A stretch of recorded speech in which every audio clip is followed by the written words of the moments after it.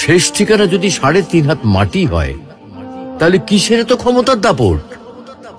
ভোর 5টায় মৃত্যু, সকাল 6টায় জানিয়ে দেওয়া হবে মাইকে, 8টায় শেষ গোসল করানো হবে, 9টায় তোমাকে নতুন কাপড়ে সাজানো হবে, জোহরের নামাজের পরে তোমার আলিশান বাড়ি থেকে বের করে নিয়ে যাওয়া হবে, 2টায় তোমার জানাজার নামাজ পড়ানো হবে, 2:30টায় তোমাকে কবরে নামিয়ে ফেলা হবে। মাটি দেওয়া শেষ হয়ে গেলে কেউ তোমার জন্য দোয়া করবে আর কেউ চলেও আসবে।